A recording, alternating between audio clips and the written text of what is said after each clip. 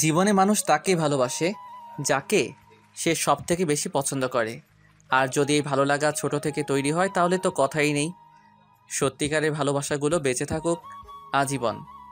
আমি সুজন হোসেন শাহিন, এবার ডিগ্রি প্রথম বর্ষ।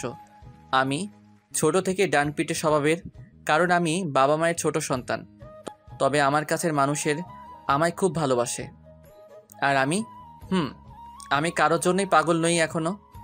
শহরে থাকি আমরা, আমাদের পরিবারের নিজস্ব বাসা গ্রামে। এখানে আব্বুর ব্যবসার জন্য থাকতে হয়। আমার আব্বু আর আমার খালু একসাথে ব্যবসা করে, তাই আমাদের বাসা আর আমার খালামণির বাসা একখানেই। আমরা উপরতলায় থাকি আর তারা নিচতলায়। আব্বু আর খালু মিলে বাসাটা বানিয়েছে। মোট এই 3 তলা, একদম নিচের তলা ভাড়া দেওয়া হয়েছে। তাহলে বুঝতেই পারছেন কে কোথায় থাকে। এসব কথা থাক, খালামণির আর আমাদের মধ্যে খুব ভালো সম্পর্ক স্বাভাবিকভাবেই। খালামণির 2 সন্তান, একটা মেয়ে একটা ছেলে। ছেলেটার নাম হলো রাকিবুল, এবার ক্লাস 9-এ, তাই আমার থেকে ছোট। তবে মেয়ে যিনি তিনি হচ্ছেন রাবেয়া, ওরফে রাবেয়া আপু। আমার থেকে মাত্র 3 মাসের বড় আর ভাবনায় 3 বছরের। রাবেয়া আপু আবার আমার 1 ক্লাস সিনিয়র। আপু অবশ্য আমি বলি না, তবে তার কথা হলো তাকে আপু বলতেই হবে। এই যেমন সেদিন, ওই রাবেয়া কই যাচ্ছিস? ওই তোরে না আমি বলছি আমায় আপু বলে ডাকবি। আইসা আমার আপুরে, তুই না এক না, শুধু 3টা মাসের ব্যাপার, আর তাতেই নাকি আপু? আমি তো কি হয়েছে, বড়রা বড়ই, সে যদি 1 সেকেন্ডের জন্য হলেও তবুও। আমি তোকে আপু বলতে পারবো না, রাবেয়া বলেই ডাকবো। ডাকিস তাহলে আমার কি, তোর কথা শোনারও প্রয়োজন মনে করলাম না, যা ভাগ। হুম ভিতরে ভিতরে রাগ অনেক আছে এই মেয়ের, তাই খালামণির বাসায় গেলাম। ও খালামণি। বল, কি হয়েছে আবার? আচ্ছা, তোমার মেয়ে কি খায় বলো তো? কেন রে? ছোট থেকে কি কমপ্লেনের ডোজ বেশি দিছো নাকি? খালি বড় হওয়ার চেষ্টা করে। তার উপর নাকি তাকে আবার আগে ভাগে স্কুলে দিয়েছিলে। 3 মাসের বড় আপু এখন 1 ক্লাস বড়। পাগল বলছি কি শোনো, 3 মাসের বড় হলেও শাল কিন্তু আলাদা। আর তাই তোর খালু তাড়াতাড়ি দিয়েছিল স্কুলে। হুম আর তোমার মেয়ে এইভাবে বাঁচেই না। বাদ দে তো ওসব, হাত মুখ ধুয়ে আয়, খেতে দে। এই জন্যে তোমায় এত ভালোবাসি। মনের কথা বুঝে যাও। খুব ক্ষুধা লাগছে, দাঁড়াও আসছি। আচ্ছা আয়, আমি তোর জন্য খাবার রেডি করছি। আমি বুঝতেই পারি না খালু আর খালামণির মতো মানুষের থেকে এরকম একটা মেয়ে কিভাবে জন্ম নিল। একদম আলাদা ধরনের। যাক বাবা, আমার কি, যাই হাত মুখ ধুয়ে আসি। বাসায় বসে ফোন চালাচ্ছিলাম, এমন সময় মহারানীর আগমন। সুজন, আম্মুকে কি বলছিস? ওই কিছু না তো। সত্যি করে বল। না রে, কিছু বলেনি, কি জানি খুঁজতে লাগলো। খালামণি, খালামণি, তোমাদের বাসার ঝাড়ুটা কই? ক্যান্ডি মা? তোমার ছেলে আমার নামে আম্মুকে বিচার দিয়ে আসছে। কি বিচার? আমি নাকি রাগী, আমার নাকি অনেক রাগ, আরো অনেক কিছু।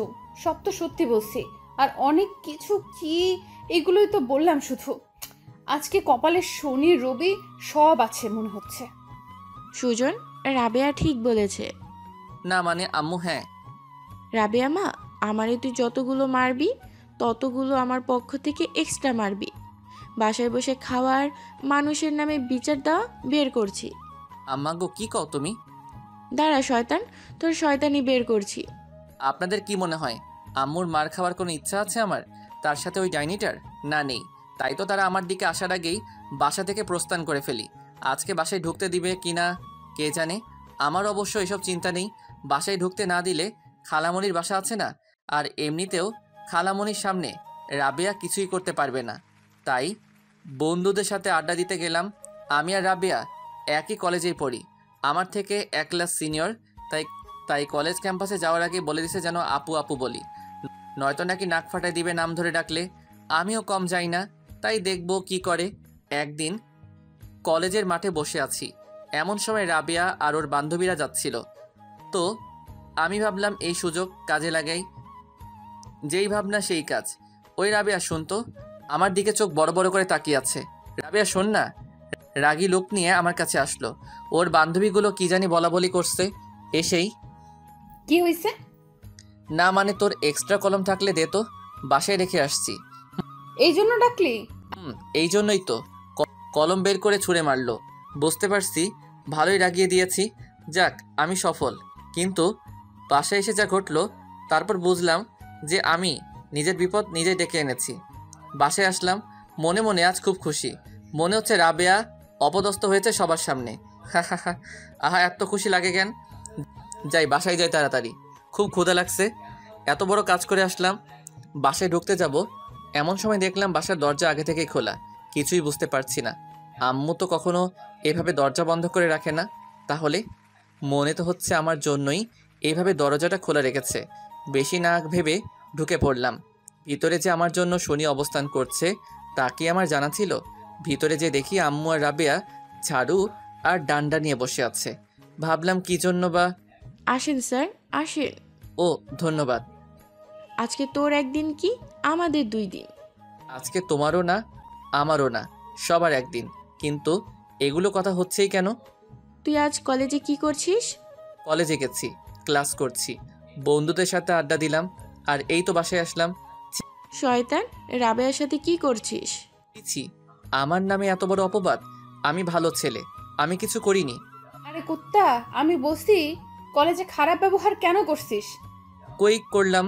শুধু কলম চেয়েছি, ব্যাস, আর তো কিছু না। খালামণি ওই মিথ্যা বলছে।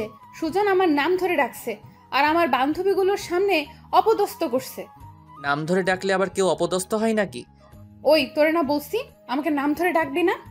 আমি তো আপু বলছি, তুই শুনিসনি মনে হয়। দেখো খালামণি, ওই আমার সাথে তুই তুই করে কথা বলছে। আজকে তোকে মারবো শয়তান। মা গো, এত জোরে কেন মারো? আস্তে মারো। ওই মেরে মেরে তোকে তক্তা বানিয়ে ফেলবো। আমার আদরের মেয়েটারে সারাদিন শুধু জ্বালাতন করিস তুই। তোর খবর খারাপ করে দিব। আরো জোরে মারো খালামণি, আরো জোরে। ওই পেতনি, চুপ থাক। কি? আমি পেতনি? দাঁড়া তুই, আজকে আমিও তোরে মারবো। অবশেষে প্রায় আধা ঘন্টার অভিযান শেষে আমায় ছাড়া হলো। কি ভুলে যে এই মেয়ের পিছনে লাগতে গেলাম কে জানে। আর ভুলেও এই কাজ করা যাবে না। যাই, শরীরে একটু মলম লাগাই। অবস্থা আমার কাহিল করে দিছে মেরে। তার উপর নাকি রাতের ভাত বন্ধ। আজকে মনে হয় পানি খেয়ে থাকতে হবে। পরের দিন কলেজে গেলাম, ক্লাস করে ক্যাম্পাস থেকে বের হচ্ছিলাম, এমন সময় রাবে আসছিল। কিরে, কেমন দিলাম? জি আপু, খুব ভালো। বাহ, একদিনেই এত চেঞ্জ। মায়ের উপর বড় কোনো ওষুধ নেই আপু, আমায় একটু সাইড দেন, আমি বাসায় যাব। বাবা, যা। পাশ কেটে চলে এলাম। না, এই মেয়ের সাথে আর কোনো ঝামেলায় জড়ানো যাবে না। হেব্বি কিল দিছে মাম্মি। তাই রাবেয়া যেখানে আমি সেখানে নাই। সেই দিন রাবেয়ার ছোট ভাই রাকিবুলের সাথে দেখা। কি ব্যাপার ভাইয়া, শরীর ঠিক তো? কেন, আমার শরীরের আবার কি হবে? না, যা শুনলাম, ভাবছিলাম মেডিকেলে থাকবেন 2-3 দিন। কি শুনলি? আপু নাকি তোমায় সেই রকম পিটানি পিটাইছে, সাথে নাকি খালামণিও। তোকে এগুলো কথা কে বলল? কেন, আপু বলেছে। ভালো করছে। আর কে কে জানে? আমাদের বাসায় সবাই। আর আপু তো সবাইকে বলে বেড়াচ্ছে। কিন্তু কেন? কই যাচ্ছিলি? প্রাইভেটে। তো এখানে দাঁড়িয়ে দাঁড়িয়ে সময় নষ্ট করছিস কেন? যা। আচ্ছা, যাচ্ছি। রাগ হও কেন? যা বলছি তাই কর। আচ্ছা। নিয়ন চলে গেল, আর আমায় ফেলে গেল ভাবনায়। এই মেয়ে পুরো বাংলাদেশে কি প্রচার করে বেড়াবে নাকি যে সে আমায় মারছে? উফ, আমার সম্মানের 12টা বাজিয়ে ছাড়বে। কলেজে গেলাম, তারপরের দিন সবাই আমার দিকে তাকিয়ে আছে, কিছুই বুঝতেছি না। সার্কাস হচ্ছে নাকি? গেলাম বন্ধুদের কাছে, তারা আমায় দেখে হাসা শুরু করলো। ওই বেটা হাসিব, এত হাসিস কেন? বন্ধু, যা শুনলাম কথা কি সত্য? কি শুনলি? তোকে নাকি রাবেয়া আপু উড়াধুরা মারছে। কি, কে বললো তোদের?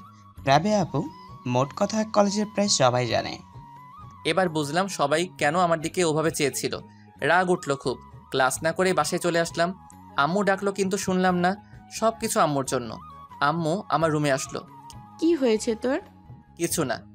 আমায় বলবি না? সব করেও বলছো কি হয়েছে? কি করলাম আমি? না, কিছুই করনি, যাও তো। আচ্ছা। তারপর চলে গেল। কি করব বুঝতে পারছি না। কি যে ভুল করলাম, ভাবতে লাগলাম আমার ভুলগুলো। আর ভাবছি অন্য জায়গায় চলে যাব। এরকম পরিস্থিতিতে আর কলেজ যাব না। তাই ঠিক করলাম কাতলা গাড়ি আমার চাচুর কাছে চলে যাব একদম। ওখানেই পড়াশোনা করব। আজকে ভাবলাম আর কালকে চলে যাব। ব্যাকপ্যাক গোছাতে লাগলাম। চলে গেলাম কাতলা গাড়ি। বাংলাদেশের সুন্দর জায়গাগুলো এখানে অবস্থিত। তাই পুরোপুরি তৈরি হয়ে এলাম। বাসায় আসার সময়, তুই এভাবে হঠাৎ চলে যাবি? হ্যাঁ, চাচু তো অনেক দিন থেকে বলছিল আর এখানেও ভালো লাগছে না। কলেজে ভর্তি হওয়ারও বেশি দিন হয়নি, মাইগ্রেশনের মাধ্যমে কাতলা গাড়িও ভর্তি হতে পারবো। তারপরেও না বলে হঠাৎ ডিসিশন নিলি যে? অনেক কিছুই হয়েছে, হয়তো তুমি জানো না। কি হয়েছে? থাক, বাদ দাও। আচ্ছা, তুই কি তোর চাচুকে বলেছিস এ ব্যাপারে? বলেছি। আচ্ছা, দেখ, কর যেটা তোর ভালো মনে হয়। যাচ্ছি তাহলে। আচ্ছা। বাবা, তুই কি আমার ওপর রাগ করেছিস? না, শুধু দোয়া করো। গেলাম। আচ্ছা বাবা, যা ভালোভাবে। গেলাম, চলে আসলাম। কাতলা গাড়ি যাচ্ছিলাম, এমন সময় রাবিয়ার ফোন। না, ধরবো না আমি, যার জন্য এত কিছু তার সাথে কথা বলার কোনো ইচ্ছা নেই আমার, তাই ধরলাম না। অনেকগুলো ফোন দিছে, আমি ধরিনি। তবে শেষে একটা মেসেজ দিল, যা ছিল, জানি তুই ফোন ধরবি না, তবে এতটুকু জানাচ্ছিল, এত পরিমাণ অভিমান না ভেঙে কেন চলে গেলি? হয়তো একটু বাড়াবাড়ি করে ফেলছি, তবে ভুল বুঝিস না, মাফ করে দিস। আমি কিছু লিখলাম না, চলে এলাম কাতলা গাড়ি। চাচ্চুর সাথে থাকতে শুরু করলাম। প্রথম প্রথম খারাপ লাগতো, তবে আস্তে আস্তে সব ঠিক হতে লাগলো। বন্ধু হতে লাগলো সবাই, ভালোই কাটতেছিল দিনগুলো। তবে মাঝে মাঝে রাবিয়ার কথা মনে পড়তো, কেন যে জানি না। একদিন আম্মু ফোন দিল, আম্মুর থেকে দূরে এসেই আম্মুর উপর রাগ কমে গেছে তো। হ্যালো সুজন, হ্যাঁ আম্মু। কেমন আছিস? ভালো, তুমি? ভালো। আমাদের কথা মনে পড়ে না এখন? কেন পড়বে না? আমাদের সাথে কতদিন থেকে দেখা করতে আসিস না যে? এখানে কলেজে ছুটি এখনো হয়নি, হলে চেষ্টা করব যাওয়ার। চেষ্টা না, এবার এসে দেখে চলে যা। অনেক দিন থেকে তোকে দেখি না, আয় না বাবা। আচ্ছা, ছুটি হলে যাবনি। আচ্ছা বাবা, ঠিক আছে, ভালো থাক। আচ্ছা। কিছুদিন পর ছুটি হলো, প্রায় 2 সপ্তাহের জন্য। তাই ভাবলাম বাসা থেকে ঘুরে আসি, তাই বাসা যাওয়ার জন্য রেডি হলাম। কতদিনের সফরে যাচ্ছিস? এই তো প্রায় 2 সপ্তাহের জন্য। আমি কি তোকে রেখে আসবো? না, আমি যেতে পারবো। আচ্ছা, সাবধানে যাস। আচ্ছা চাচ্চু। 6 মাস পর বাসায় আসলাম, সবাই অনেক খুশি। যেহেতু আমি আসবো তাই অনেক কিছুর আয়োজন করা হয়েছে। তবে একটা জিনিস মাথায় ঢুকছে না আমার, আমি বাসায় আসার পর থেকেই রাবেয়ার আপু আমার সামনে আসছে। মনে হচ্ছে আমায় কিছু বলতে চাচ্ছে। আমি ততটা গুরুত্ব না দিয়ে নিজের মতো আছি। বাসায় বিরক্ত লাগছিল, তাই ছাদে চলে আসলাম। বসে আছি এমন সময় রাবেয়া এলো। কেমন আছিস? ভালো আপু, তুমি? ভালো, সেরকমই আছিস? যেমন চেয়েছিলে তোমরা। এখনো আমার উপর রেগে আছিস, তাই না? না, আমি কারোর উপর কোনো রাগ করে নেই, বেশ আছি। কখনো আমার কথা মনে পড়ে না, তাই না? কথা মনে পড়ার জন্য কোনো কথাই বাকি নেই। ও আচ্ছা, তার মানে এখনো মাফ করে দিতে পারিসনি, তাই না? কিছু মনেই নেই আমার, মাফের কোনো কথা উঠছেই না এখানে। হয়তো তুই যাওয়ার পর সব পরিবর্তন হয়ে গেছে, যা তুই এখন মানতে পারছিস না। তবে আস্তে আস্তে সবটা জানতে পারবি, আর আমার পরিবর্তনটুকুও। মানে? কিছু না, থাক, আমি গেলাম। আচ্ছা। রাবেয়ার জন্য আমার মনে কিছুই ছিল না, তবে দূরে যাওয়ার পর বুঝতে পারছি যে হ্যাঁ, কিছু আছে। কিন্তু আমার মন বলে একটা করতে, আর মস্তিষ্ক আরেকটা, তাই বুঝে উঠতে পারছি না। তার উপর আগের রাগ তো আছেই। বাসায় এসে কিছু ঘটনা যেমন অদ্ভুত লাগতে লাগলো, সেরকমই আরও অদ্ভুত লাগতে লাগলো রাবেয়ার কেয়ারিং আমার উপর। আমি যতই দূরে থাকতে যাচ্ছি ততই কাছে আসতে লাগলো। তবে কি রাবেয়া আমাকে ভালোবাসে? কিন্তু যে মেয়ে আমাকে একটু দেখতেই পায় না, সে কি সত্যিই আমায় ভালোবাসবে? না, এসব আমার মনের ভুল। অনেক প্রশ্ন আমার মধ্যে ঘুরছে। এসব প্রশ্নের উত্তর না পেলে মনে হচ্ছে না শান্তি আসবে মনে। কি যে করি। বাবা, এখানে কি করিস? না আব্বু, এমনি আসলাম। তুমি কেন আসলা? তোকে ডাকতে। তোর আম্মু ডাকছে। ও আচ্ছা, চলো তাহলে। হ্যাঁ চল, তবে একটা কথা শুনে যা। বলো। যেহেতু তুই আমাদের একমাত্র সন্তান, তোকে সব থেকে বেশি ভালোবাসি। এসব কিছুই তোর জন্য। জানি তো। এমন কিছু করবি না জীবনে যার কারণে আমরা, বিশেষ করে তোর আম্মু আর আমি, কারণ আমরা তোর থেকে অনেক কিছু, অনেক বেশি আশা করি, বুঝলি? তাই সেই রকম কিছু করবি না, ঠিক আছে? হ্যাঁ আব্বু। চল তাহলে, তোর আম্মু খাবার নিয়ে আমাদের জন্য বসে আছে। হ্যাঁ চলো। ছাদ থেকে চলে আসলাম মাথা গরম করে। হঠাৎ কোনো সিদ্ধান্ত নেওয়া ঠিক না। আমার কাতলাগাড়ি যাওয়ার সিদ্ধান্তে হয়তো আব্বু আম্মু খুব কষ্ট পাইছে, তাই আব্বু এগুলো বলল। খারাপ তো বলেনি, বাসার একমাত্র সন্তান আমি যদি তাদের থেকে দূরে থাকি কষ্ট তো পাবেই। ডাইনিং টেবিল এসে দেখি আমাদের সাথে আরেকজন এসেছে। হ্যাঁ। তুই কাতলা গাড়ি চলে যাওয়ার পর রাবেয়া আমাদের সাথে থাকতে শুরু করে। ও আচ্ছা। কারণ আমরা দুজন খুব একা হয়ে পড়েছিলাম, তো তাই। কিছু বললাম না আমি। কিছু কি সত্যি থাকতে পারে বলার? না, আমার বলার মতো কিছু খুঁজে পেলাম না। ডিনার সেরে আব্বু আম্মুর সাথে গল্প করে রুমে এসে শুয়ে পড়লাম। খুব ক্লান্ত লাগছিল, ঘুমায় পড়লাম। সকালবেলা তাড়াতাড়ি উঠলাম। আসলে কাতলা গাড়ি এই সকালবেলা তাড়াতাড়ি উঠতে হতো, তাই অভ্যাস হয়ে গেছে। আম্মু আমায় এত সকালে উঠতে দেখে মনে হয় অবাক। আম্মু আর মিম রান্নাঘরে নাস্তা বানাচ্ছিল। মনে হয় আমায় দেখে। সুজন, ঘুম হয়নি রাতে? কেন, হয়েছে তো? এত তাড়াতাড়ি উঠলি যে? তোকে তো প্রতিদিন সকালে ডাক দিতে হতো, না হলে উঠতি না। আজ ডাক দেওয়ার আগেই উঠলি যে? না, আসলে আম্মু কাতলা গাড়ি সকালবেলা উঠতে হতো, প্রাইভেট থাকতো, এই জন্য অভ্যাস হয়ে গেছে। বড় খালামণি, তোমার ছেলে এই কয়দিনে অনেক চেঞ্জ হয়ে গেছে দেখছি। অনেকটা চেঞ্জ হয়ে গেছি আপু। রাবে আর কিছু বললো না।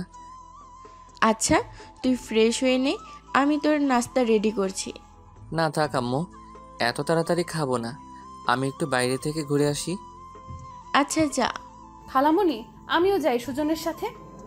তুই যাবি? তুমি যাবা? আচ্ছা যা। কিন্তু। কি কিন্তু? নিবি না সাথে? আচ্ছা আসো আপু। চল। আমি আর রাবেয়া একসাথে হাঁটছি, কোনো কথা হচ্ছে না। নীরবতা ভেঙে আপুই বলল, তারপর বল তোর জিএফ এর খবর। জিএফ? হ্যাঁ। আমার জিএফ নেই। নে মিথ্যা বলতে হবে না আমায়। আজব তো, যদি নাই থাকে তাহলে কি মিথ্যা বানাবো? সত্যি নেই? না, নেই। ও আচ্ছা, তাহলে ভালো। আবার নীরবতা চলছি আমরা কই জানি না। রাস্তার পাশে দিয়ে হাঁটছিলাম সকালবেলা, তত বেশি লোকজনও নেই আশেপাশে। সুজন, আমি তোকে একটা কথা বলতে চাই।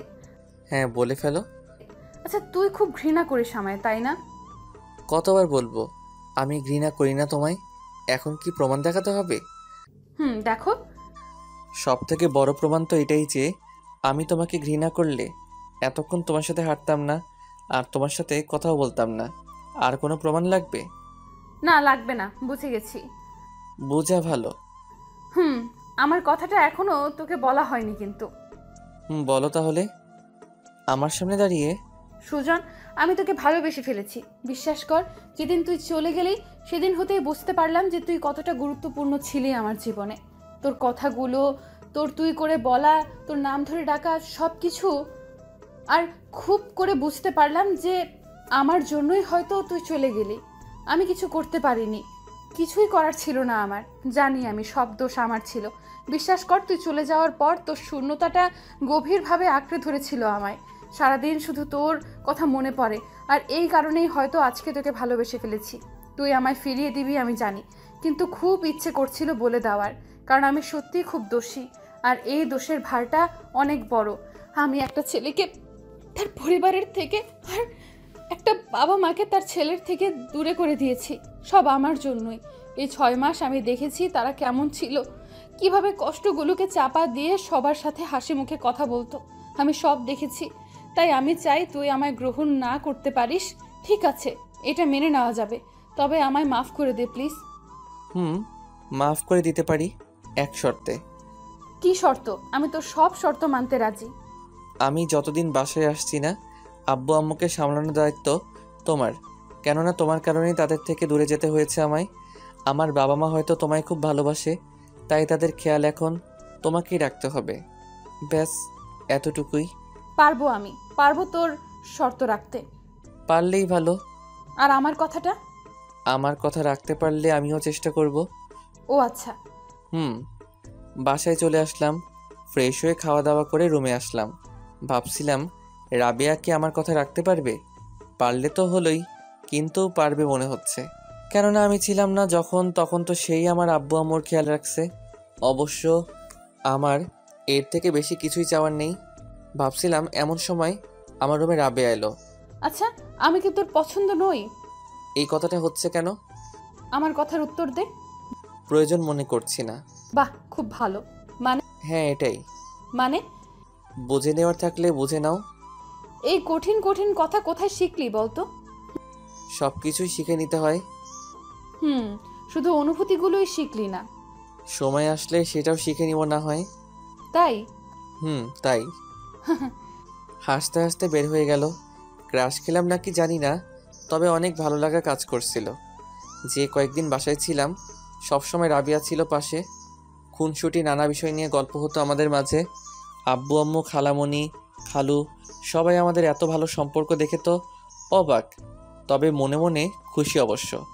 আমার ছুটি শেষ হয়ে আসছিল। রাবেয়াকে বলতে ইচ্ছে করছিল কিন্তু বলতে পারছি না। ভাবছি এর পরের বার এসে বলে দিব। কালকে চলে যাব, তাই রাবেয়াকে নিয়ে বের হলাম। লেকের পাড়ে বসে আছি দুজনে, কেউ কিছু বলছে না। নীরবতা ভেঙে, কিছু বলছো না যে আপু? ওই, তুই আমাকে আপু বলবি না আর। আপু বললেও দোষ, না বললেও দোষ। আবার? আচ্ছা, বলবো না আর। গুড। হ্যাঁ জি। কালকে চলে যাবি তাই না? হুম। আর মনে পড়বে না তাই না? ও, বলতে পারছি না। কবে আসবি আবার? সেটাও জানি না। না জানাই ভালো। তাই? হ্যাঁ তাই। হাসবি না, দাঁত ফালাই দেবো কিন্তু। আচ্ছা আপু, আর হাসবো না। আবারও? আমি তোর আপু নই। কি তাহলে? অন্য কিছু। তাই বুঝি। হুম। আরও কিছুক্ষণ চুপ, কেউ কিছু বলছি না। চলো। কোথায়? বাসা। আচ্ছা চলো। চলে আসলাম বাসায়।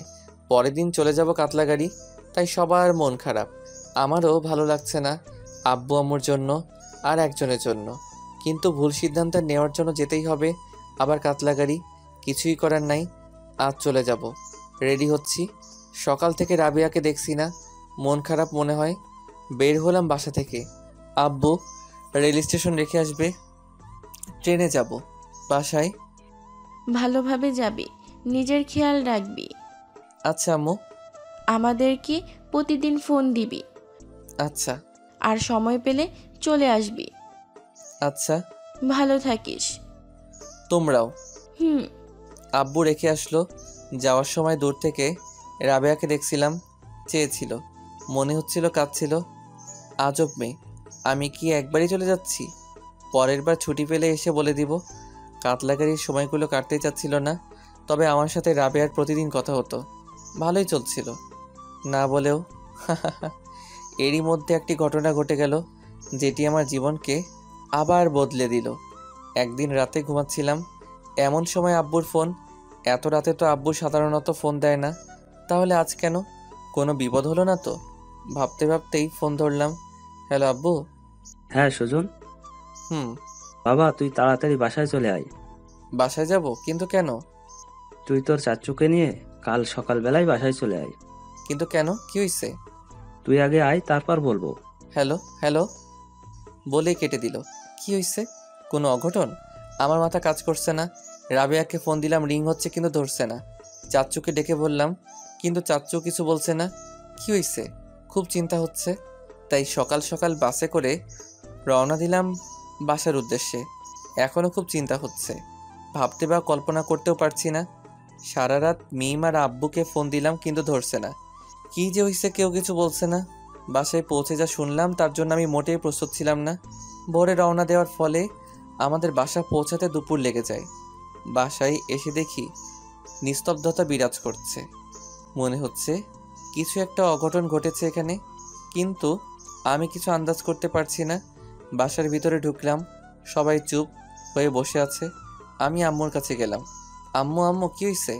আম্মু কোনো কথা বলছে না, শুধু নীরব দৃষ্টিতে একবার তাকিয়ে তার আবার চোখ ফিরাই নিল। আব্বুর কাছে গেলাম। আব্বু, ও আব্বু, কি হয়েছে বলো না? আব্বু কিছু বলছে না। আরে আজব তো, কি হচ্ছে এসব? আজব ব্যাপার, তোমরা কেউ কিছু বলছো না কেন? কি হয়েছে বলো না আমায়। এতক্ষণে লক্ষ্য করলাম খালু আর খালামণিও আমাদের বাসায়। আমাদের কিছু আত্মীয় স্বজন এসেছে। খালামণি কান্না করছে। খালামণির কাছে গেলাম। খালামণি, ও খালামণি, বলো না কি হয়েছে। বলার সাথে সাথেই জোরে কেঁদে দিল। এখন আমার মাথায় কিছু ঢুকছে না। আচ্ছা, সবাই তো এখানে আছে, কিন্তু আমার রাবেয়ার কিছু হয়ে যায়নি তো? আমি আর এই নীরবতা সহ্য করতে পারছি না। আমার রাবেয়ার ওই কিছু হয়েছে। তোমরা কি বলবে রাবেয়ার কি হয়েছে? সবাই আমার দিকে তাকিয়ে রয়েছে, ভাবছে কিভাবে জানলো। আব্বু কড়া নজরে চাচ্চুর দিকে তাকালো। চাচ্চু ইশারায় বুঝিয়ে দিল যে তিনি সত্যি কিছু বলেনি। এখনো কি চুপ থাকবে তোমরা? বাবা তুই শান্ত হ আগে, তারপর বলছি। শান্ত হ মানে? কিসের শান্ত? রাবেয়ার কিছু হয়ে গেছে আর আমি শান্ত থাকবো? কিভাবে বলছো আব্বু? আচ্ছা বস আগে। বসলাম। এখন বলো তো কি হয়েছে? সবার দিকে এক এক করে তাকাচ্ছে, কেউ নিষেধ করছে বলতে আর কেউ কিছুই বলছে না। আব্বু প্লিজ বলো কি হয়েছে রাবেয়ার? আসলে বাবা রাবেয়ার কি? রাবেয়া আর নেই। কি? তোমরা কি পাগল হয়ে গেছো? কি বলছো এগুলা? মাথা ঠিক আছে তোমাদের? কি সব ফালতু কথা বলছো? এসব সত্যি বাবা। আমি বিশ্বাস করি না। আমার রাবেয়ার কিছু হতে পারে না, কিছু না। হঠাৎ অজ্ঞান হয়ে পড়ে যাই, মাথা কাজ করা বন্ধ হয়ে যায়। যখন জ্ঞান ফিরে তখন দেখি চারিদিকে অন্ধকার, পাশে আব্বু আম্মু বসা। আম্মু আমি কোথায়? বাবা তুই হাসপাতালে?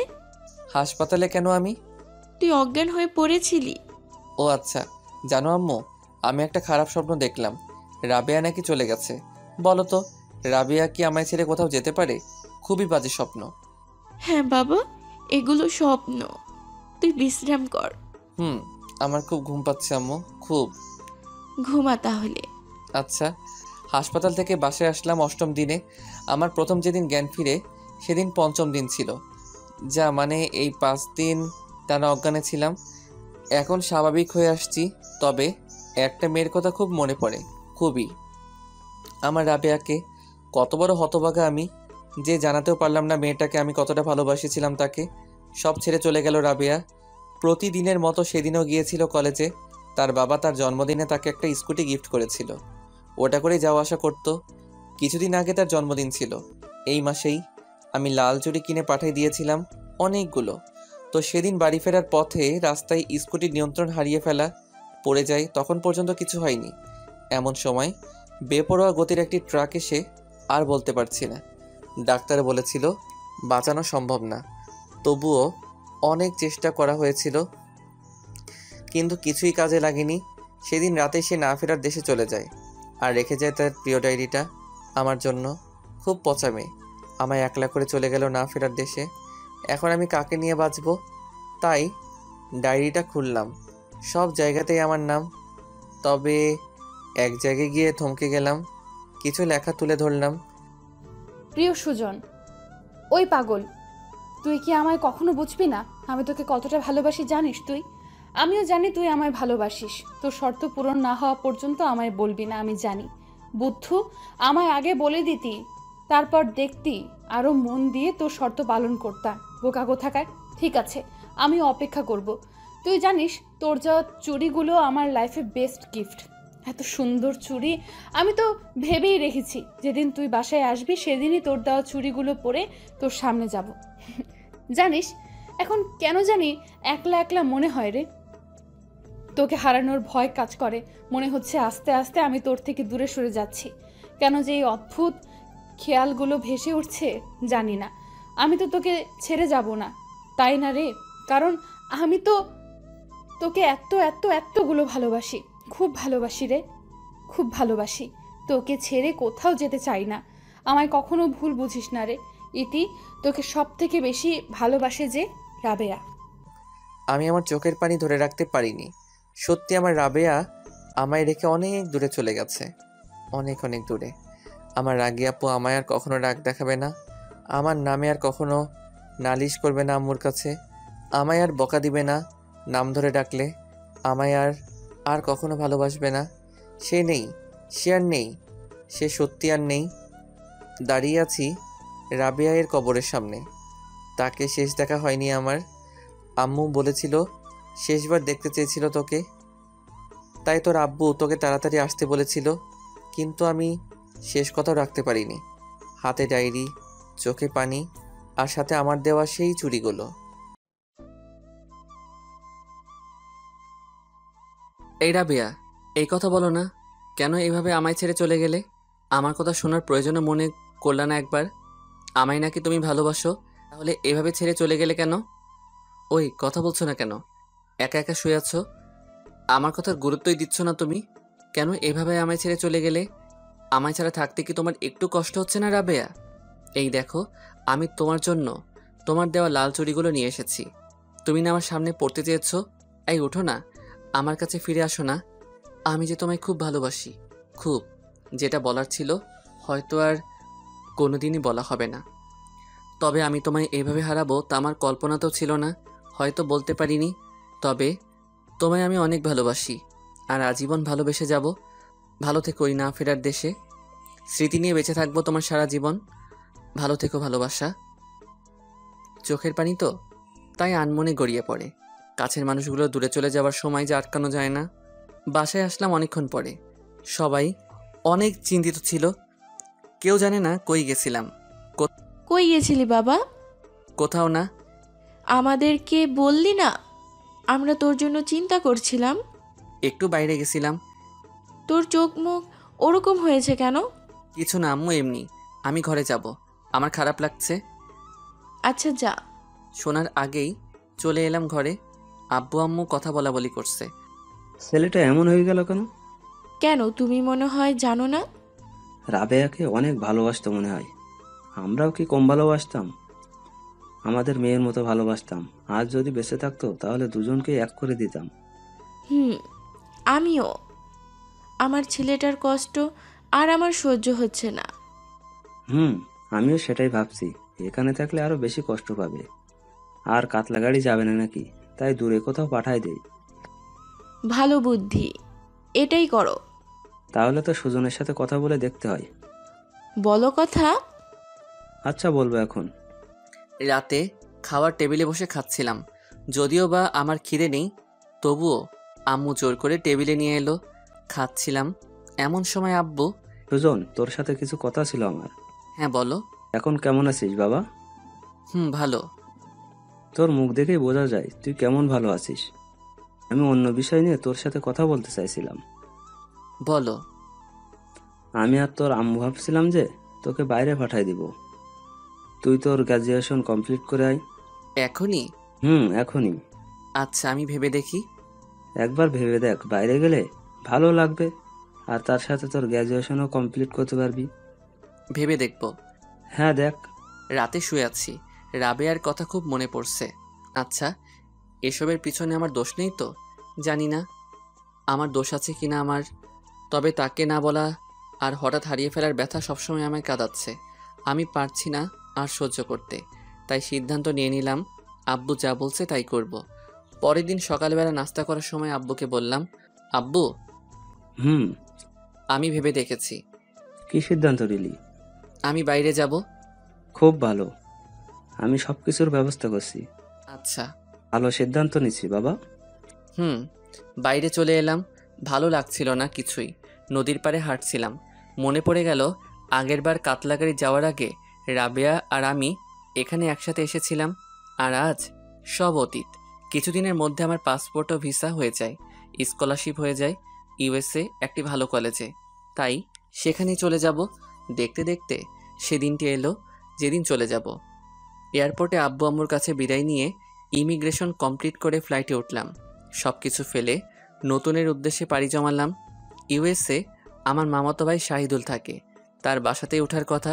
শুনেছি আবিদ যেখানে থাকে সেখানকার সবাই নাকি বাঙালি। ভালোই হলো, প্লেন ল্যান্ড করলো। এয়ারপোর্টে থেকে বের হয়ে দেখি শাহিদুল দাঁড়িয়ে। ওয়েলকাম মাই ডিয়ার বাদার। আসতে অসুবিধা হয়নি তো তোর? না ভাই, কেমন আছিস? I am good. তুই? ভালো। চল তাহলে যাওয়া যাক। তোর? হ্যাঁ, শাহিদুল আমার বড় হলেও আমরা খুবই ফ্রেন্ডলি একে অপরের কাছে। সে আমাকে তুই করে বলে আর আমিও। আর শাহিদুল এখানে চাকরি করে শুনেছি, বড় কোম্পানিতে। তার নিজস্ব গাড়ি আছে, সেটাই করে তার বাসায় গেলাম। অনেক বড় বাসা। শাহিদুলের বিয়ে হয়নি, তবে খুব শীঘ্রই করবে। পাত্রী ঠিক আছে। এখন বাংলাদেশে যাওয়ার পালা। আমাকে আমার রুম দেখিয়ে দিল। তারপর খাওয়া দাওয়া করে একটু বিশ্রাম নিলাম। বিকেলবেলা দুই ভাই মিলে ঘুরতে বের হলাম। এখানে অনেক বড় একটা লেক আছে, সেখানে বসে আছি। এমন সময় তোর খালাতো বোন রাবিয়া মারা গেছে না? ভাই, এগুলো কথা উঠাস না প্লিজ।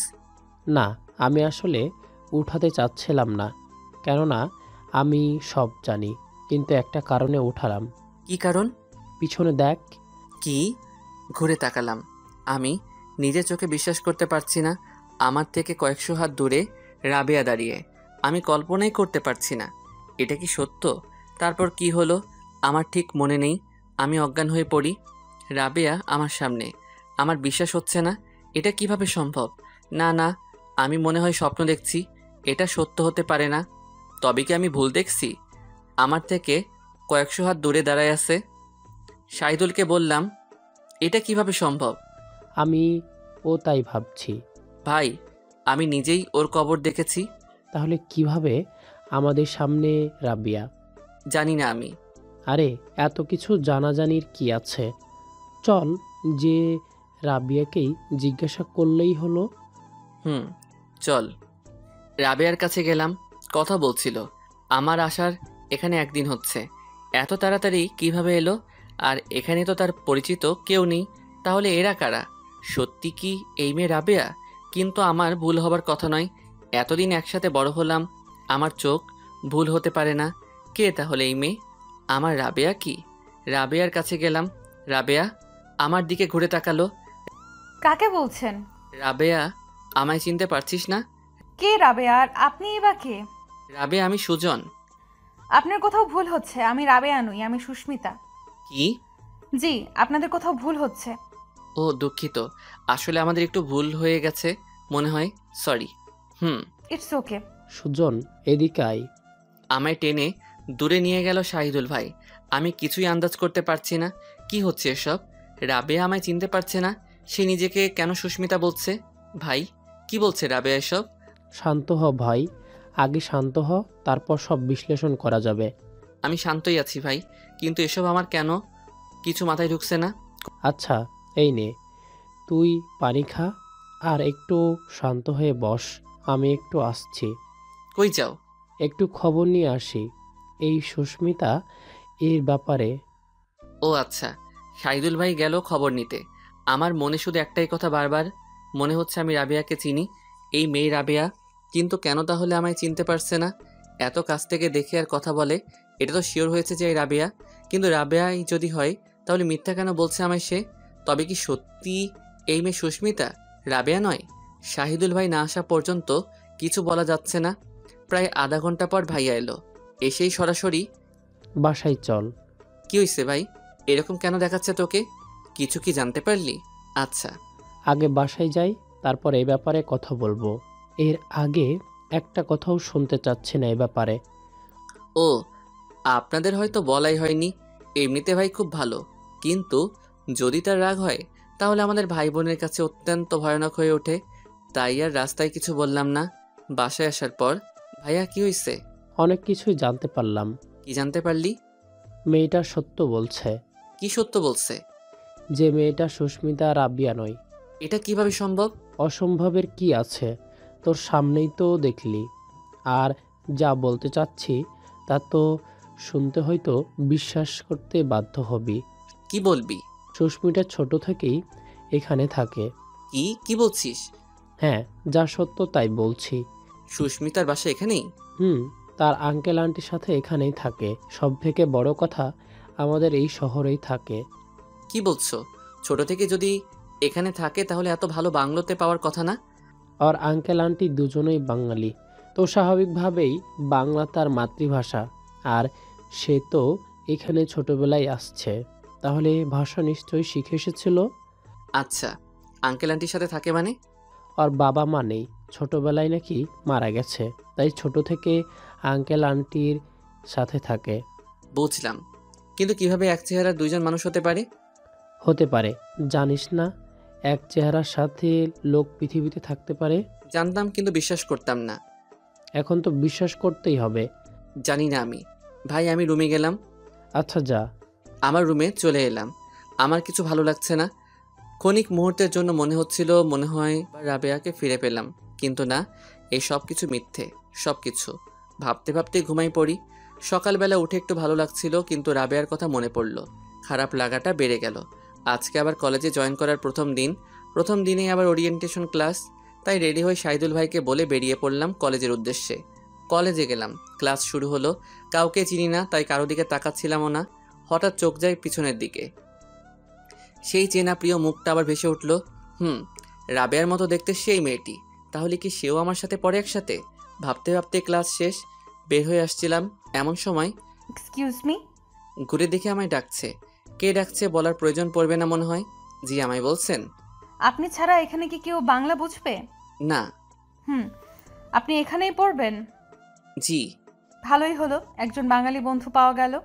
এ দেশে খুব কম বাঙালি পড়তে আসে, আর আপনার সাথে তো আগেই দেখা হয়েছিল। জি। আপনি কি বিরক্ত হচ্ছেন? না। তাহলে কি আপনার নামটা জানতে পারি? হাই। মোহাম্মদ সুজন হোসেন। আমি সুস্মিতা। জি, জানি। বাহ, তাই নাকি? হুম। তাহলে তুমি করে কথা বলাই যায়, তাই না? হ্যাঁ, যাই। চলো তাহলে, ক্লাস তো শেষ, হাঁটতে হাঁটতে কথা বলি। আচ্ছা। তুমি খুব কম কথা বলো, তাই না? না। তাহলে কথা বলছো না যে? তোমাকে দেখে আমার কথা বলার সব শব্দ ভুলে গিয়েছি। কেন? কালকে যে বললাম তোমাকে রাবেয়া রাবেয়া, আসলে কে জানো? কে? আমার খালাতো বোন। আর আমার সব কিছু ছিল, আমি ভালোবাসতাম, কিন্তু বলা হয়ে ওঠেনি। কিছুদিন আগে রোড অ্যাক্সিডেন্টে মারা যায়। ও, আই এম সরি। না, ইটস ওকে। তুমি আর রাবেয়া এর মধ্যে পার্থক্য কি জানো? কি? তুমি ইউএসএ আর সে বাংলাদেশি। আমিও বাংলাদেশি, তাই এতদিন বিদেশে থেকেও হয়তো নিজের মাতৃভাষাকে ভুলে যায়নি।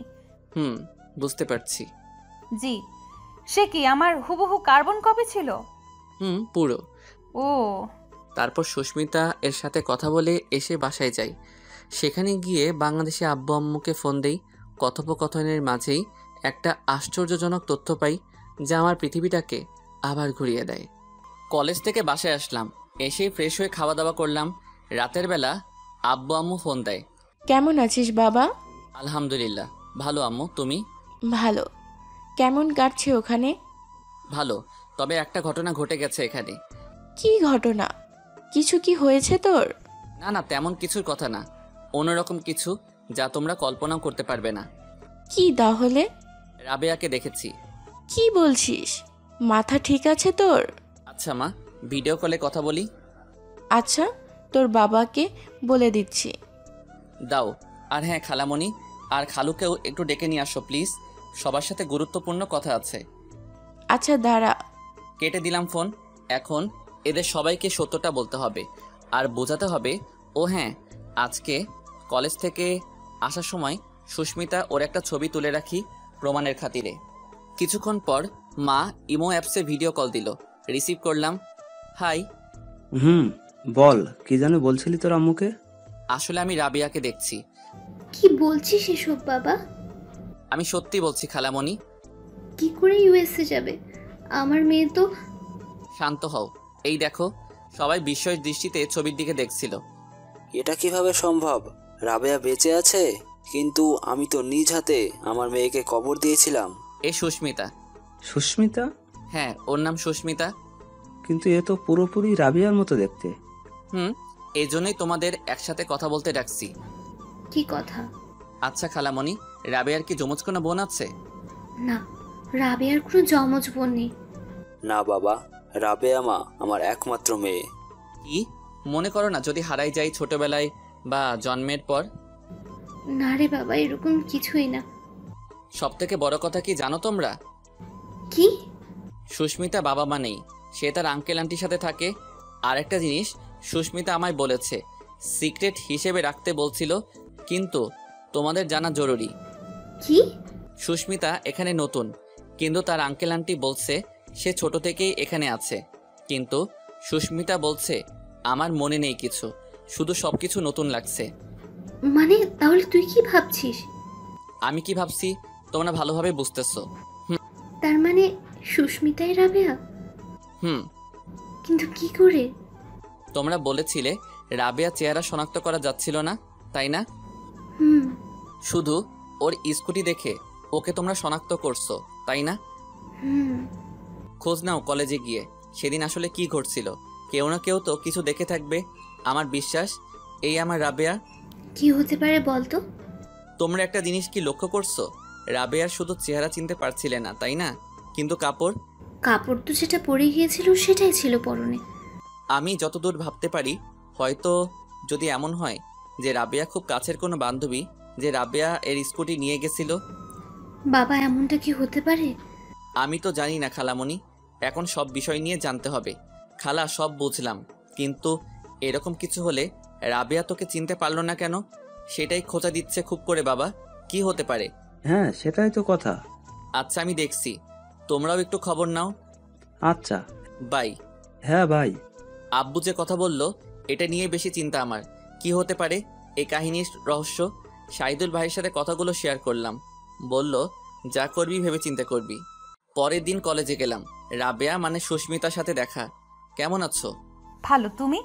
ভালো। তারপর সবকিছু ঠিকঠাক? সব। ও আচ্ছা, চলো ক্লাসে যাই। চলো। ক্লাস করে অনেকক্ষণ একসাথে আড্ডা দিলাম। তারপর সুস্মিতার আর আমি একসাথে বাসায় আসি। দিন দিন সুস্মিতার খুব কাছাকাছি যেতে লাগলাম।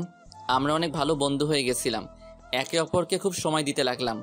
কলেজে একসাথে আসতে লাগলাম, একসাথে সব কিছু করতাম। কলেজ শেষ করে বাসায় আসতাম একসাথে। একদিন সুস্মিতার বাসায় গেলাম, দাওয়াত দিল। একে তো বাঙালি, তার উপর সুস্মিতার বন্ধু, তাই খাতির একটু বেশি করতে লাগলো। খাওয়া দাওয়ার পর একসাথে গল্প করতে লাগলাম। আচ্ছা আন্টি, আপনাদের বাসা ঝিনাইদহ না? আপনারা মনে হয় অনেক দিন থেকে এখানে থাকেন। অনেক দিন থেকে। ও, আপনাদের বাচ্চা নেই? না বাবা, সুমিতাই আমাদের সব। ও আচ্ছা। তোমার বাসা কই, বাংলাদেশে? গ্রাম সাধুহাটি, পোস্ট বিপ্রবদিয়া, থানা শৈলকুপা। ও আচ্ছা। তাহলে আমি আজকে উঠি আন্টি। ওখানেই যাবা? জি। আচ্ছা বাবা, আবার আসিও। আচ্ছা। সুস্মিতার কাছে থেকে বিদায় নিয়ে বাসায় চলে আসি। একটা জিনিস তো পরিষ্কার, কিছু কাহিনী এখানেও আছে। কেননা আমায় কথাগুলো বলার সময় আন্টি মাঝে মাঝে আটকে যাচ্ছিল, কিন্তু তার আপন হলে কি বলার মধ্যে এমন হতো? ভাবতে না ভাবতেই আব্বুর ফোন। হ্যালো আব্বু। হ্যাঁ। বলো, কি বলবা? একটা কথা জানার ছিল। কি কথা? তুই যে বলছিলি সব ঠিক। কি সত্যি? এমন ভাবে বলছিস, তুই জানতি না? আমি তো জানতাম না, আন্দাজ করছিলাম শুধু। আমরা তো ভাবছিলাম তুই সব জানিস। না। আচ্ছা, আর কি জানতে পারলা? তারপর আব্বু যা বলল তা শুনে এটা প্রমাণ হলো যে হ্যাঁ, রাবেয়া বেঁচে আছে। এখন এটা জানতে হবে সুস্মিতা কি রাবেয়া।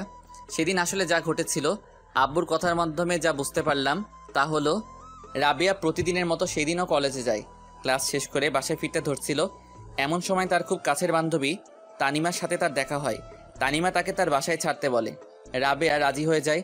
এমন সময় রাবেয়া স্কুটি চালাতে চায়, যেহেতু খুব কাছের বান্ধবী তাই না করতে পারিনি। অদ্ভুত রে ভাবে সেদিন দুজনেই একই ড্রেস পরে কলেজ গিয়েছিল। তানিমা যে নতুন গাড়ি চালানো শুরু করছে তা রাবেয়া জানতো না।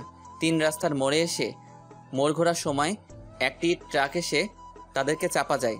তানিমা সেখানেই মারা যায় আর রাবেয়াকে হাসপাতালে নিয়ে যাওয়া হয়। তানিমা বাবা মা ছিল না, সে তার দাদু বাসায় থাকতো। এখানে কিছু প্রশ্ন রয়ে যায়। যদি এমনই হতো তাহলে কেউ রাবেয়ার পরিবারকে বলল না কেন?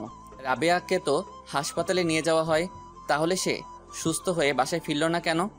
তানিমা পরিবার আর তার খোঁজ নিল না কেন? কেননা তানিমাকে তো রাবেয়ার পরিবার দাফন করে। আসলে যখন তারা আসতেছিল তখন কলেজ ছুটি হয়ে যাওয়ায় কেউ ততটা খেয়াল করেনি, কিন্তু রাবেয়ার বাবা যখন খোঁজ নিতে যায় তখন তাকে একজন দোকানদার এসব বলে।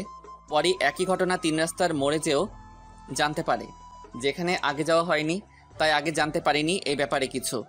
রাবেয়া হাসপাতালে যায় ঠিকই, কিন্তু সে গুরুতর আহত হয়েছিল। বিশেষ করে মাথায় হ্যাম্পার হয় বেশি, সে স্মৃতিশক্তি হারাই ফেলে, তাই আর বাসায় ফেরা হয়নি। আর তানিমা আঙ্কেল আন্টি বিদেশে থাকে, কারণ বশত তারা সে সময় দেশে থাকে। তারা জানতে পারে যে তাদের ভাতিজিকে পাওয়া যাচ্ছে না। পরে হাসপাতালে যেয়ে রাবেয়াকে পায়। যেহেতু রাবেয়া কিছুই মনে ছিল না, তাই তারা রাবেয়াকে নিয়ে নিজেদের বাসায় চলে যায়। আমি সব বুঝতে পারছি আস্তে আস্তে। এখন শুধু দরকার রাবেয়ার স্মৃতিশক্তি ফিরে নিয়ে আসার, আর তা আমাকে করতেই হবে। তারপর পুরো বিষয়টুকু আমার কাছে পরিষ্কার হয়ে যাবে। একদিন রাবেয়াকে আমাদের বাসায় নিমন্ত্রণ দিলাম। শহীদুল ভাইকেও সব বলা হয়েছে। আমায় ফুল সাপোর্ট দিতে চেয়েছে। দুপুরবেলা সুস্মিতা এলো। হাই। আসো আসো, ভিতরে আসো। চলো।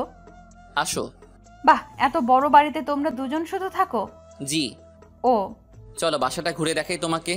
হ্যাঁ চলো। এখানে আমি থাকি। ভালোই, তবে এত অগোছালো কেন? ব্যাচেলার মানুষ, তার উপর ছেলে, রুম তো অগোছালো থাকবেই। তাই বুঝি? হ্যাঁ। আচ্ছা আমি গুছিয়ে দিচ্ছি। আরে লাগবে না, তুমি আমাদের অতিথি, তুমি বাসায় নতুন এলে, আর এসব তোমার দ্বারা করিয়ে নিব না কেমন দেখায়? কি কেমন দেখায়? সরে যাও তো। আরে আরে কি করছো? একটাও কথা বলবা না। আচ্ছা, মিনিটের মধ্যে রুম পরিষ্কার করে দিল। এখন অনেক সুন্দর লাগছে। কেমন করে দিলাম? বলার বাইরে। তাই? অনেক সুন্দর। গোছাতে পারো তো? কার কাছে শিখেছো? কার কাছে যে মনে নেই, মনে হয় আন্টির কাছে। ও চলো লাঞ্চ করা যাক। হ্যাঁ চলো। লাঞ্চ করতে বসলাম, খাচ্ছি আর ভাবছি খালামণিও সবসময় গোছগাছ করে রাখতো সবকিছু। রাবেয়া এই সব কিছু খালামণির কাছ থেকে শিখেছে। আর এখন আর একটা কথা, রাবেয়ার সাথে আজকে খালামণি, খালু আর আব্বু আম্মুর কথা বলাই দিব। সবাইকে তো কিছু বলতে নিষেধ করছি, এখন আমার কথা শুনলে হয়। খাওয়া দাওয়া শেষ করে আব্বুকে ফোন দিলাম ইমো অ্যাপে। আব্বু রিসিভ করলো। আসসালামু আলাইকুম আব্বু। ওয়ালাইকুম আসসালাম, কেমন আছিস? ভালো, তুমি? আমিও। আব্বু আম্মু খালামণি খালু কই? এই তো আমার পাশে আছে। আব্বু তোমাদেরকে একজনের সাথে পরিচয় করে দিতে চাই। এ হলো সুস্মিতা, আমার কলেজ ফ্রেন্ড। আসসালামু আলাইকুম। সবাই চেয়ে আছে তার দিকে। সুস্মিতা ইতস্তত বোধ করছিল মনে হয়। আমি ইশারাতে সবাইকে সাবধান করে দিলাম। সুস্মিতা, এই হলো আমার আব্বু, ইনি হলো আমার আম্মু, ইনি আমার খালামণি, আর ইনি খালু। ও, আমি সুস্মিতা। কেমন আছো মা? ভালো আন্টি, আপনি? জি আমিও ভালো। এমন সময় খালামণি কাঁদতে শুরু করে। আমি তো কি করব না করব ভাবছিলাম, এমন সময় কল কেটে যায়। আচ্ছা উনি এভাবে কাঁদছিলেন কেন? আসলে তোমাকে তো বলছিলাম তাই না, যে তোমার মতো দেখতে আমার একজন খালাতো বোন ছিল, তার মা উনি। তোমাকে দেখে হয়তো নিজেকে ধরে রাখতে পারেনি, নিজের মেয়ের কথা মনে পড়েছে মনে হয়। ও আচ্ছা, সো স্যাড। আচ্ছা তাহলে আজ আমি আসি। আমি নামাই দিয়ে আসি। আচ্ছা চলো। দুজনে একসাথে হাঁটছিলাম। কাছে যেহেতু রাবেয়া ওরফে সুস্মিতার বাসা, তাই হেঁটেই যাচ্ছিলাম। মনে হচ্ছিল মনের না বলা কথাগুলো তাকে বলে দেই, যা বলতে চেয়েও বলতে পারিনি। না কি হবে পরে দেখা যাবে, আজকে বলেই দিব। সুস্মিতা, একটা কথা বলার ছিল, যদি তুমি কিছু না মনে করতে। হ্যাঁ বলো। আসলে আমি তোমাকে কি? আমি তোমাকে অনেক ভালোবাসি। বুদ্ধু। কেন? তুমি বুঝো না? কি বুঝবো? আমিও তোমাকে ভালোবাসি, না হলে তোমার এত কাছে আসি? কই কখনো বলনি তো। মেয়েরা সব মুখে বলে না, বুঝে নিতে হয়। তাই বুঝি। এখন ভালোভাবে প্রপোজ করবে আমায় ফুল দিয়ে। ফুল তো নেই সাথে। কালকে কলেজে নিয়ে আসবে। জি হুকুম মহারানী। হাতটা ধরলাম, হাঁটছি একসাথে, আবার ফিরে পেলাম তাকে। যাকে না বলা কথাগুলো বলে দিলাম, বাকিগুলো অবশ্য কালকে বলবো। তাতে কি হয়েছে তো আমার। সুস্মিতাকে দেখে বাসায় আসলাম, সবাইকে বললাম, সাইদুল ভাইকে ট্রিটও দিলাম। রাতে তার কথা ভাবতে ভাবতে ঘুমাই পড়লাম। সকালবেলা তাড়াতাড়ি উঠে ফ্রেশ হয়ে খাওয়া দাওয়া করে ফুল কিনে কলেজে গেলাম। অনেক আগে এসে পড়ছি, মনে মনে ভাবছি। এমন সময় দেখি সামনে সুস্মিতা। তুমি? কি আমি? এত তাড়াতাড়ি? বাহ, ভুলেই গেলে। না ভুলে যাইনি, তবে এত তাড়াতাড়ি আসবে ভাবিনি। অনেক হয়েছে এগুলো কথা, বাদ দাও। আচ্ছা করো। কি? প্রপোজ। ও আচ্ছা, তোমাকে দেখে ভুলেই গেছিলাম। তাড়াতাড়ি করো। হ্যাঁ করছি। করো। আমার কোনো রাজ্য নেই, তবে আমিও একটি রাজ্যের অধিপতি, তা হলো আমার বাবার গড়া রাজ্যের। আমি তোমাকে সে রাজ্যের রাজকুমারী আর রাজকন্যার আম্মু বানাতে চাই। হবে সে রাজ্যের একমাত্র রানী। কি কি কি একমাত্র বললা কেন? তো কি বলবো, দুই মাত্র? বলে দেখিও, পা ভেঙে দিব। আচ্ছা, প্রপোজাল গ্রহণ করবা না? হ্যাঁ আমি হতে চাই। চলে যাওয়া যাক। হাত ধরে কলেজে গেলাম। যেহেতু এটা বিদেশ, তাই এখানে এসব কিছুতে কেউ মাইন্ড করে না। এখন আমার লক্ষ্য রাবেয়ার স্মৃতি শক্তি ফিরিয়ে আনা, তার পুরনো স্মৃতিগুলো মনে করিয়ে দেওয়া, যার মাধ্যমে সব আবার আগের মতো হয়ে ঠিক হয়ে যাবে। রাবেয়া মানে সুস্মিতার সাথে আমার রিলেশন শুরু হলো। অন্যদের থেকে আমরা একটু আলাদা ছিলাম, তাই সবার সাথে ততটা মিশতাম না। আর এখন তো মেশানোর কোনো প্রয়োজনই নেই। ভালোই চলছিল আমাদের, একসাথে যাওয়া আসা তো আগে থেকেই হতো। এখন সব কিছু একসাথে হয়। আমরা দুজন বেড়াতে যাই, কলেজ যাওয়া আসা একসাথে, বেশিক্ষণ সময় কাটানো সব হতো। তার মাঝে আমি চাচ্ছিলাম কিভাবে রাবেয়া এর স্মৃতিশক্তি ফিরিয়ে আনা যায়। একদিন আমি ডাক্তারের কাছে যাই, এমন সময় সুস্মিতার ফোন। হ্যালো। কই তুমি? এই তো একটা জায়গায় যাচ্ছি। কই যাচ্ছ? না মানে ডাক্তারের কাছে। ডাক্তারের কাছে? কি হয়েছে তোমার? আরে না, আমার কিছু হয়নি। তাহলে যাচ্ছ কেন? আছে একটু কাজ। অসুস্থ না হলে শুধু শুধু মানুষ ডাক্তারের কাছে যায়? আচ্ছা আমি পরে বলবো নি। না, এখানে বলতে হবে। বলবো তো, পরে বলবো এখন। ঠিক আছে, বলার প্রয়োজন নেই, বাই। Hello hello. যা, ফোনটা কেটে দিল। এত রাগ এই মেয়েটার। অবশ্য এখন আমি অভ্যস্ত, ছোট থেকে দেখে আসছি না, যাই পরে, এখন ও রাগ ভাঙাবো, আগে যে কাজটা করতে আসছি সেটা করি। এই শহরের বড় ডাক্তারের কাছে গেলাম, তিনি এই বিষয় নিয়ে গ্র্যাজুয়েট করেছেন। শাহিদুল ভাই তাতে কাছে আসার পরামর্শ দিল, তাই তার কাছে আসা। May I come in? Hello doctor. Hi, how can I help you? I want to discuss a serious matter with you. Yes, please. Actually, my friend cannot memorize her past. She forget all. How can she bring back her memory? It's a difficult problem, but it will be solved. I need to see the patient. Okay, I will bring her tomorrow. Can I go now? Yes, you can. চলে আসলাম ডক্টরের কাছ থেকে। এখন রাবেয়াকে নিয়ে কালকে আসতে হবে, কিছু তো বাহানা করে নিয়ে আসতেই হবে। যাক, ওটা পরের ব্যাপার, আগে সুস্মিতার রাগ ভাঙাতে হবে। সুস্মিতা চকলেট খুব পছন্দ করে, তাই তার জন্য চকলেট নিলাম। এখন দেখা করতে হবে। আমি জানি এখন ম্যাডামকে কই পাওয়া যাবে। গেলাম লেকের পাড়ে। লেকের পাড়ে এক কোণে বেঞ্চিতে সুস্মিতা বসা, মনে হচ্ছে মন খারাপ, তার মানে রেগেও আছে। আজকে কি আছে কপালে কে জানে। একটু কুক কুক। ওই সুস্মিতা কথা বলছে না, মুখটা অন্যদিকে ঘুরাই নিল। আচ্ছা, কথা বলতে হবে না, কারোর জন্য তার পছন্দের চকলেট নিয়ে আসছিলাম।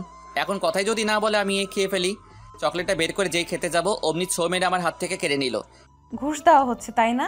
ঘুষ কই দিলাম, নিজের বউকে কিছু দেওয়া বুঝি ঘুষ? ওই তাহলে নিজের বউকে সব বলা যায় না কেন? হ্যাঁ, কি বলিনি? ডাক্তারের কাছে কেন গিয়েছিলে সেটা? আচ্ছা এখন বলছি। না লাগবে না, আমি শুনবো না। ওই এত রাগ করো কেন? আমি রাগ করিনি। তাই মনে হয় এভাবে কথা বলছো, তাই না? হ্যাঁ। আরে আমি তো দেখা করতে গেছিলাম। কেন? ডাক্তারকে তোমার মামা লাগে? না মামা না, তবে তোমার জন্য। আমার জন্য? হ্যাঁ তোমার জন্য। কিন্তু আমার তো কিছু হয়নি, আমি একদম সুস্থ আছি। কালকে তোমাকে নিয়ে যেতে হবে, ডক্টর বলেছে। না আমি যাব না। কেন যাবা না? আরে আজব তো, আমার কিছু হয়নি, তাহলে যাব কেন? আমি বলছি তাই। আচ্ছা আচ্ছা যাব। খুশি? হ্যাঁ। তারপর তাকে নিয়ে বাসায় চলে আসি। তাকে তার বাসায় দিয়ে অবশ্য তার আন্টি আঙ্কেলও আমায় ভালোই পছন্দ করে, মাঝে মাঝে যাওয়া হয় তাদের বাসা। পরের দিন সুস্মিতাকে নিয়ে ডাক্তারের কাছে গেলাম। ডাক্তার তাকে কিছু টেস্ট করতে দিল। সে বারবার বলছে যে সে এগুলো করবে না, সে ঠিক আছে, কিন্তু আমার কথা শুনে সব করলো। ডাক্তার আমাকে কাল এসে দেখা করতে বলল, রিপোর্টটা হাতে পেয়ে যাবে, আর কি করতে হবে সেগুলো বলবে নাকি। এখন অপেক্ষা শুধু কালকের। সুস্মিতাকে নিয়ে আসতেছিলাম। আমি কিন্তু এখনো কিছু বুঝলাম না, এগুলো কি হচ্ছে? কি বুঝনি? কেন শুধু শুধু ডাক্তারের কাছে এলাম, কেনই বা তুমি আমায় টেস্টগুলো করতে বাধ্য করলে? আরে এ এমনই। এমনি? ওভাবে তাকাচ্ছ কেন? তা কি করবে? একটা পাপ্পি দাও। শখ কত। আচ্ছা লাগবে না। গাড়ি চালাচ্ছিলাম এমন সময় গালে বসাই দিল। কি পাপ্পি? বাবা এত অ্যাডভান্স? ওই কি অ্যাডভান্স? হ্যাঁ এই যে এগুলো। তুমি তো চাইলে। ইয়া আল্লাহ, কি বলছে এই মেয়ে? নিজে দিল, এখন আমায় ফাঁসাচ্ছে। আস্তাগফিরুল্লাহ। কুত্তা, তোরে ছাড়বো না আজ। ওই গাড়ি চালাচ্ছি, পরে মারিও। আচ্ছা গাড়ি থামাও শুধু।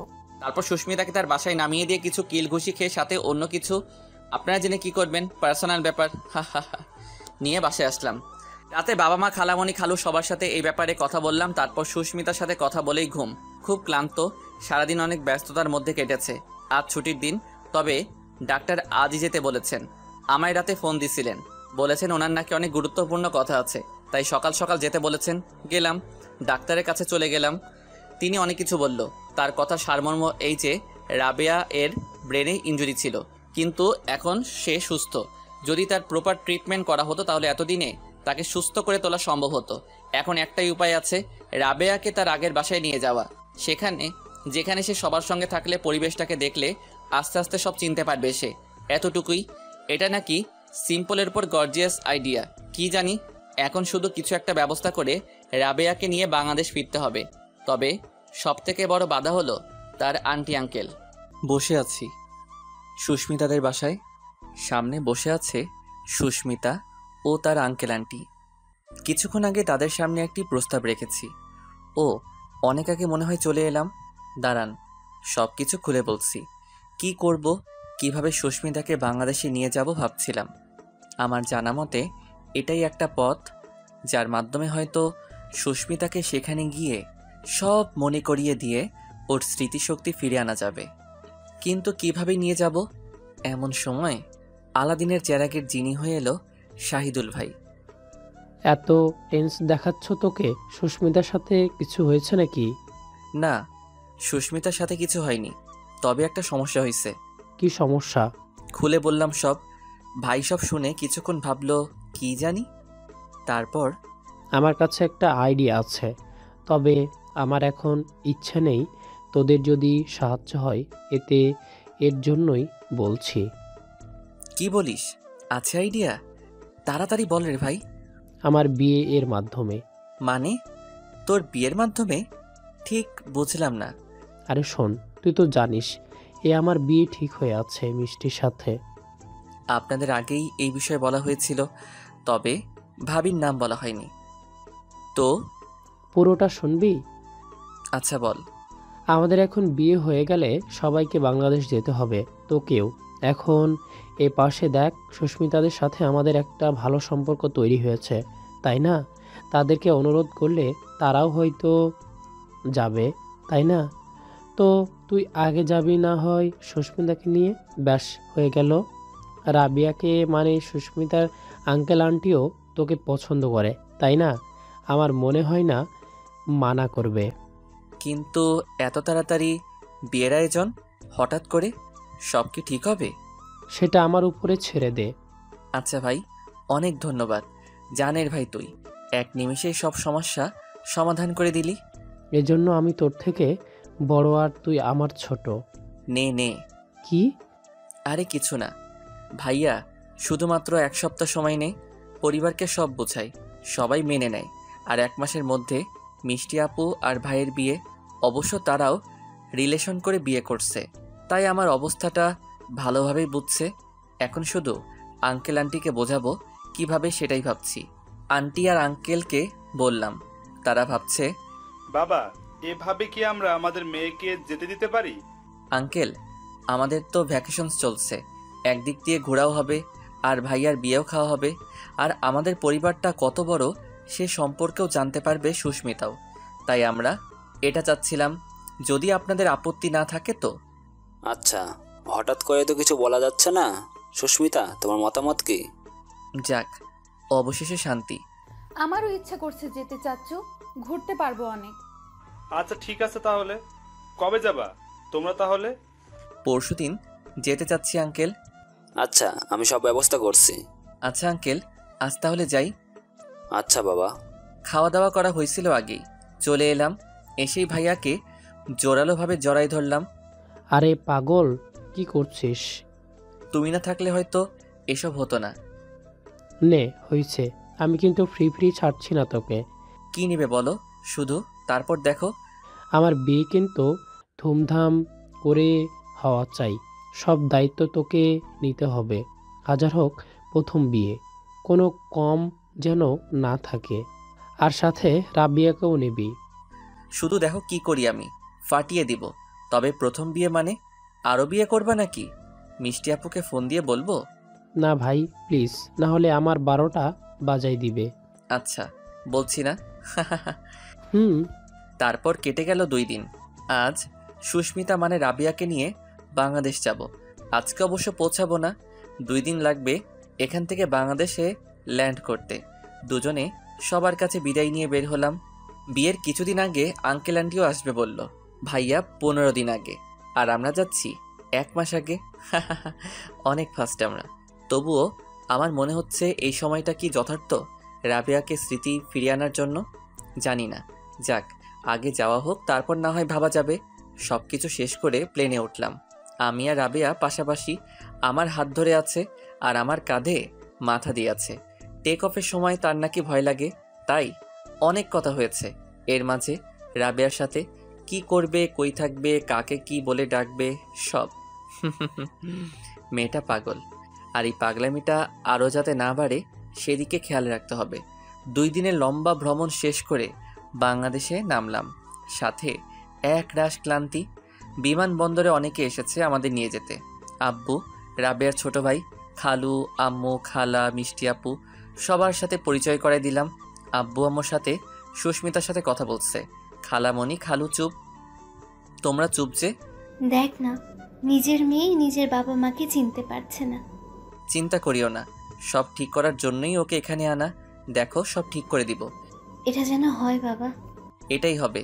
চলো সবাই তাহলে বাসায় যাওয়া যাক, খুব ক্লান্ত লাগছে। চল। বাসায় এসে ফ্রেশ হয়ে খাওয়া দাওয়া করে সেই রকম একটা ঘুম দিলাম। বিকেলবেলা উঠলাম, উঠে দেখি সুস্মিতা সবার সাথে ভাব করে নিয়েছে। বিশেষ করে তার ভাইয়ের সাথে রাতে তার থাকার ব্যবস্থা করা হলো রাবেয়ার রুমে। এখান থেকেই আমার মিশন শুরু হলো। রাবেয়া ও রুমে গেল, আমি আমার সবাই ঘুমাতে গেলাম। সকালবেলা উঠে দেখি সবার আগে রাবেয়া উঠেছে। মুখটা কেমন জানি হয়ে গেছে, বিষণ্ণ লাগছে। কিছু কি হইল নাকি, না রাতে ভয় পাইছে, বুঝতে পারছি না। এত বোঝাবুঝির কি আছে? ওকে যে প্রশ্ন করলেই তো সব সমস্যার সমাধান পাবো। গেলাম তার কাছে। আমি যাওয়ার পর, কি হয়েছে সুস্মিতা, তোমাকে বিষণ্ণ দেখাচ্ছে যে? না কিছু না। কিছু তো হয়েছে। কি হয়েছে আমাকে খুলে বলো। আসলে আমার রাতে অনেক আজীব আজীব জিনিস লক্ষ্য করতে হয়েছে। কি এমন জিনিস? আমার কেন জানি মনে হচ্ছিল এই রুমটা অনেক চেনা আমার কাছে। এখানে আমি আগেও ছিলাম। সবকিছু আমার মনের মতো, ঘুম ধরছিল না। তুমিই বলো, এখানে আজকে আমি প্রথম থাকলাম, তাই না? হ্যাঁ তাই তো। মনে হচ্ছে আস্তে আস্তে সব প্ল্যান কাজে দিচ্ছে। তাহলে এমন কেন মনে হচ্ছে আমার? এসব কিছু না, প্রথম বাইরে থাকছো তো তাই তোমার এমন মনে হচ্ছে। এটা স্বাভাবিক ব্যাপার। তাই যেন হয়। ওর পাগল মেয়ে, চলো তোমাকে বাইরে বেড়াতে নিয়ে যাই। আমার আবার সকালবেলা একটু হাঁটাহাঁটি করার অভ্যাস আছে তো। আচ্ছা চলো, আমিও হেঁটে আসি, তাহলে যদি একটু ভালো লাগে আর কি। হ্যাঁ চলো। সুস্মিতা আর আমি একসাথে হাঁটছি। কতদিন পর চেনা শহরে হাঁটছি, আর পাশে সেই চিরচেনা মুখ। অনেক ভালো অনুভূতি হচ্ছে মনে। সেখানে চলে এলাম যেখানে রাবে আমায় প্রথম ভালোবাসি বলেছিল। আমার মনে হয় তার এখন সে কথা মনে নাই, কিন্তু আবার সেই ঘটনা মনে করে যদি দেওয়া যায় তাহলেও কি রাবেয়ার মনে পড়বে না? একবার চেষ্টা করা যাক। সুস্মিতা, হ্যাঁ বলো। তোমার কিছু কি মনে আছে? আর কি মনে থাকবে? তুমি এখানে আমায় প্রথম ভালোবাসি বলেছিলে। কি তোমার মাথা ঠিক আছে? হ্যাঁ, তুমি একবার মনে করার চেষ্টা করো। না, আমি পারছি না মনে করতে। কিছু মনে করতে পারছি না। আমার মাথা ঘুরছে, আমি পড়ে যাব, বাসায় যাব। আমার ভালো লাগছে না। ব্যর্থ চেষ্টা বিফলে গেল। একটা রিক্সা ডাকলাম, তারপর রাবেয়াকে নিয়ে বাসায় আসলাম। সে তার রুমে চলে গেল। মাথা ঘুরছে মনে হয়, তাই বিশ্রাম নিতে গেল। সবাই এতক্ষণে উঠে গেছে। আম্মু দেখলো সব। কি হয়েছে রাবেয়া? মাথা ব্যথা করছিল নাকি? বিশ্রাম নিতে গেল। কই ছিলি তোরা? সব খুলে বললাম আম্মুকে। আম্মু প্রচণ্ড রাগ করলো আমার উপর। কেন এত চাপ সৃষ্টি করছে তার উপর অনেক কথা বলল। আমারও মনে হচ্ছে না, এইভাবে না, অন্য কোনো উপায় বের করতে হবে। বিকেলবেলা রাবেয়াকে নিয়ে মিষ্টি আপুদের বাসায় গেলাম। আমি, রাবেয়া আর সোহান। আগেই বলেছিলাম দুজন দুজনের মধ্যে অনেক ভাব হয়েছে। সোহান যদিও বা জানে যে রাবেয়া তার বোন, কিন্তু রাবেয়া তো জানে না, তাই তাকে বোন করে নিয়েছে। তো সারাক্ষণ একসাথে থাকে দুজন। মিষ্টি আপুদের বাসায় আসলাম। এসেই গল্প করতে লাগলো মিষ্টি আপু আর রাবেয়া। মিষ্টি আপু, তোমাদের তো লাভ ম্যারেজ, তাই না? হ্যাঁ। তো আমাদেরও শোনাও তোমাদের গল্পটা। গল্প আর কি, তুমি তো জানোই আমরা কলেজ ফ্রেন্ড ছিলাম। সেখান থেকে প্রথমে ফ্রেন্ড, তারপর ক্লোজ ফ্রেন্ড, আর ভার্সিটিতে যে রিলেশন শুরু হলো। বাহ, ইন্টারেস্টিং তো। হ্যাঁ ওরকমই এ আর কি, অনেকটা তোমাদের মতো, কিন্তু তোমাদের মতো এত অ্যাডভান্স ছিলাম না। যাক, তবুও সফল। সেটা অবশ্য বলাই যায়। তো তোমাদের বিয়ের আয়োজন কিন্তু আমরা দুজন করছি। হ্যাঁ জানি তো। শুধু দেখো, একদম অন্যরকম আয়োজন করব। দেখবো নে। আচ্ছা আপু, আমরা আসি তাহলে আজ। খাওয়া দাওয়া করে যাবে, তার আগে নয়। আচ্ছা আচ্ছা। আপুর বাসা থেকে আসলাম সন্ধ্যায়। তারপর ছাদে গেলাম দুজনে একান্ত কিছু সময় একসাথে কাটানোর জন্য। আচ্ছা সুস্মিতা, তোমার পছন্দের জিনিস পায়েল, তাই না? হ্যাঁ, কিন্তু আমি তো তোমাকে কখনো বলিনি। তুমি কিভাবে জানলে? পাটা দাও তো। কেন? দিতে বলছি, দাও। আচ্ছা। পাটা বাড়াই দিল। অন্ধকারের মধ্যেই তার জন্য কেনা পায়েলটা তার পায়ে পরিয়ে দিলাম। এটা কখন কিনলে? কেনা ছিল। তাই বুঝি? কালকে একখানে নিয়ে যাব তোমাকে। তৈরি থেকো, বিকেলবেলা। কোথায় নিয়ে যাবে? গেলেই বুঝতে পাবে। আচ্ছা। পরের দিন সুস্মিতাকে সেখানে নিয়ে গেলাম যেখানে রাবেয়া সব থেকে ভালোবাসতো যেতে, যা তার ছিল সব থেকে প্রিয় জায়গা। রাবেয়াকে সকাল সকাল এক জায়গায় নিয়ে এলাম, সেই লেকের পাড়ে, যেখানে প্রায় সময় সে যেত। জায়গাটা দেখেই রাবেয়া কেমন যেন হয়ে গেল। এই রাবেয়া। হুম। রাবেয়াকে ডাকলাম, তবু উত্তর দিল, কি হইছে? কই কিছু না তো। আচ্ছা সত্যি বলো তো, এত সব কিছু দেখেও কি তোমার কিছুই মনে পড়ছে না? হুম। কি হুম? আমার সব মনে আছে। কি? হ্যাঁ। কি মনে আছে তোমার? তোমার সাথে করা খুনসুটিগুলো, আমার কাছ থেকে দূরে চলে যাওয়া, আমার ভালোবাসি বলা, তোমার সাথে লেকের পাড়ে একসাথে বেড়ানো, সব। সব মনে আছে, কিন্তু একবারও তো আমায় বললে না। সময় আসলে বলবো ভেবেছিলাম।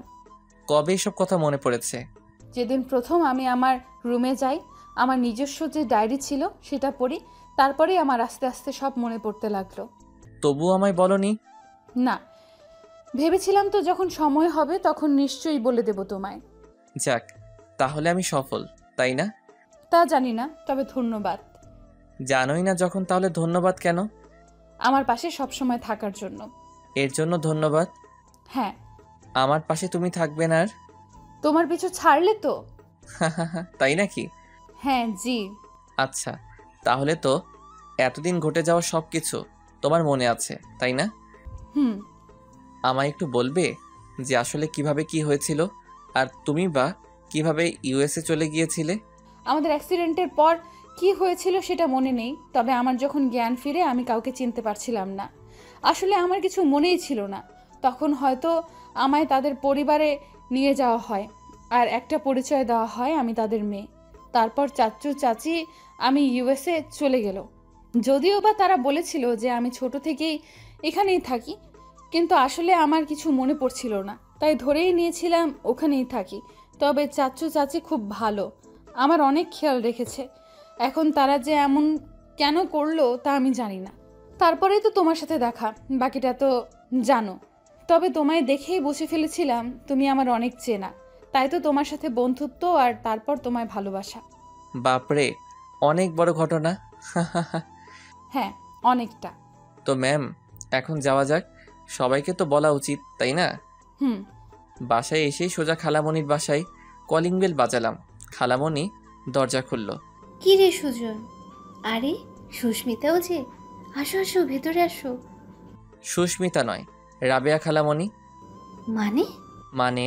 তোমার মেয়েকে তোমার কাছে ফিরিয়ে দিতে এলাম। এখনো অভিনয় করবে আম্মু? মারে বলেই জড়িয়ে ধরল। দুজনেই কান্না করছে, হয়তো সুখের কান্না। খালু দেখলো, এলো, সব জানলো। খালু শুরু করে দিল। তারপর সবাই ভিতরে ঢুকলাম। রাবেয়া বাসাটাকে যদিও বা আগেই দেখেছে, তবে আরও ভালোভাবে দেখতে লাগলো। সবাইকে খবর দেওয়া হলো। বাসায় এলো সবাই। অবশ্য সবাই খালামণির বাসায় এলো। আব্বু আম্মু, সুখী আপু, সোহান, আমাদের নানু নানি সবাই এলো। সবাই খুব খুশি, যাক তাদের মেয়ে ফিরে এলো। একটা আনন্দের আমেজ সবার মনে বিরাজ করছে। দেখতে দেখতে 15টা দিন কেটে গেল, আর 15 দিন বাকি আছে সুখী আপু আর শাহিদুল ভাইয়ের বিয়ের। আমরা সবাই এয়ারপোর্টে বসে আছি। আজ শাহিদুল ভাই আসবে। সবাই বলতে আমি, সুখী আপু আর রাবেয়া। ভাইয়ের ফ্লাইট ল্যান্ড করেছে, যে কোনো সময় বের হবে ভাইয়া। দেখতে দেখতে বের হয়ে এলো। ভাইকে বলা হয়নি যে রাবেয়ার স্মৃতিশক্তি ফিরে এসেছে। এর মাঝে 2টা কারণ রয়েছে। ভাইয়াকে সারপ্রাইজ দিব বলে। ভাইয়া রাতে রাবেয়া এর চাচি চাচ্চুকে সব বলে না দেয়, তার জন্য। ভাই বের হয়ে এলো। সুখী আপু সরাসরি যে জড়িয়ে ধরল। পরে আমাদের উপস্থিতি টের পেয়ে লজ্জায় লাল হয়ে গেল। পরিস্থিতি স্বাভাবিক করার জন্য ভাই কথা বলতে লাগলো আমাদের সাথে। আরে সুস্মিতা যে, কেমন আছো? ভালো আছি ভাইয়া, তবে নামটা একটু চেঞ্জ করতে হয়েছে। কি চেঞ্জ করলা?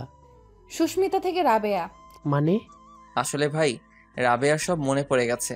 বাহ, রাবিয়ার সব মনে পড়ে গেল, আর আমায় বললি না তুই? আরে তোকে সারপ্রাইজ দিব বলেই তো। আরে রাখ তো সারপ্রাইজ, আমি তোদের জন্য এত তাড়াতাড়ি বিয়ে করছি ইচ্ছার বিরুদ্ধে। কি বললে তুমি? ইচ্ছের বিরুদ্ধে মানে? চলো বাসায় আগে, তারপর তোমার ব্যবস্থা নিচ্ছি। এই তোরা থাম। আচ্ছা চলো বাসায় যাও যাক। হ্যাঁ চল। সবাই মিলে বাসায় আসলাম। সুখী আপু সারাক্ষণ রাগী দৃষ্টিতে ভাইয়াকে দেখছিল, মনে হচ্ছে খেয়ে ফেলবে। ভাইয়া তো ভয়ে জড়সড় হয়ে বসে আছে। আমাদের খুব হাসি পাচ্ছিল। বাসায় এলাম, ভাই আর সুখী আপু ভাইদের বাসায় নামলো। এখন থেকে আয়োজন শুরু করে দিতে হবে। পরের দিন সবাই মিলে যেয়ে বিয়ের কার্ড ঠিক করলাম। তারপর একে একে শপিং, মেহেদি সব শেষ হয়ে গেল। পরশুদিন ভাই আর সুখী আপুর বিয়ে। খুব সুন্দর করে দুটি বাসা সাজানো হয়েছে। আসলে নিজেদের মধ্যেই তো, তাই সব আয়োজন ঘুরে ফিরে আমাদেরই করতে হয়েছে। সব থেকে মজার ব্যাপার হলো, যেটা আপনাদের হয়তো বলা হয়নি, সুখী আপু আমার ফুফাতো বোন আর আমার চাচ্চুর ছেলে শাহিদুল ভাই। সব ভাই বোনের মধ্যেই বিয়ে, অবশ্য রিলেশন করে। আবার এয়ারপোর্টে বসে আছি, পাশে বসা রাবেয়া। অপেক্ষা করছি দুজন অতিথির। সব কাজ ফেলে এখানে ছুটে এসেছি তাদেরকে আমন্ত্রণ করব বলে। আর আমার সব না জানা কথাগুলো জানাও হবে, তাই তাদেরকে সাদরে গ্রহণ করার জন্যই এখানে আসা। অবশেষে সব কিছুর অবসান হতে যাচ্ছে। চলে এলো সেই সময় যখন প্লেন ল্যান্ড করলো। কিছুক্ষণের মধ্যেই বেরিয়ে এলো সেই কাঙ্ক্ষিত অতিথি, uncle aunty, Susmita uncle aunty. আমাদের দেখে বোঝা যাচ্ছে যে দেখে তারা অনেক খুশি, আমরাও খুশি। হাজার হোক, অনেক খেয়াল রেখেছিল সুস্মিতার। তাদেরকে গ্রহণ করে নিয়ে এলাম আমাদের বাসায়। প্রথমে বাসাটা ঘুরে ঘুরে দেখালাম, 3 তলা বাসা, সব কিছু দেখালাম। তারপর আমাদের বাসায় নিয়ে গেলাম। কলিং বেল চাপতেই আম্মু দরজা খুলে দিল। আম্মু, ইনি হচ্ছেন সুস্মিতা আঙ্কেল আর আন্টি। আসসালামু আলাইকুম। আসসালামু আলাইকুম। আসেন, ভিতরে আসেন। আসেন আন্টি আঙ্কেল। হ্যাঁ চলো। তারপর তাদেরকে নিয়ে ভিতরে যাওয়া হলো। আন্টি আঙ্কেলের জন্য একটা রুমের ব্যবস্থা করাই ছিল। তাদেরকে ফ্রেশ হয়ে খেতে আসতে বলা হলো। এমন সময় আম্মু আমায় ডাকলো। ওই সুজন, তোর সাথে কিছু কথা আছে আমার। হ্যাঁ বলো। আচ্ছা, এনারা কি রাবেয়াকে নিয়ে যাবে? কি জানি, হয়তো। বললেই হলো। রাবেয়াকে আমি আমার বৌমা বানাবো। আচ্ছা, পরে দেখা যাবে। আচ্ছা। রাতের বেলা আমি আর রাবেয়া আঙ্কেল আন্টি রুমে গেলাম। আমাদের দেখেই, আরে বসো বসো তোমরা। না, ঠিক আছে চাচি। আসলে আন্টি আমাদের কিছু জানার ছিল আপনাদের থেকে। আসলে আমরা জানি তোমরা কি ব্যাপারে বলতে চাচ্ছ। মানে হলো সুমিতা যে রাবেয়া, তা আমরা জেনে গেছি অনেক আগেই। কিভাবে? তোমরা চলে আসার পরেই আমরা তোমাদের ব্যাপারে খোঁজ খবর নেই, তার মাঝেই জানতে পারি। ও আচ্ছা আন্টি, আসলে আমরা পুরো ঘটনাটা জানতে চাচ্ছিলাম। কেন রাবেয়াকে এভাবে দূরে পাঠানো হলো, আর কেনই বা তার সাথে এমন করা হলো? কেননা ডাক্তার বলেছিল যদি প্রথমেই ভালো ট্রিটমেন্ট করানো হতো তাহলে রাবেয়া ভালো হয়ে যেত। হ্যাঁ চাচু, হ্যাঁ চাচি, আমিও জানতে চাই। আসলে আমরা নিঃসন্তান, তা তো তোমরা জানোই। তোমার অ্যাক্সিডেন্ট যেটা হয়েছিল সেখানে আমার ভাতিজি মারা যায়। আমরা সবাই এই ব্যাপারে অজ্ঞাত ছিলাম।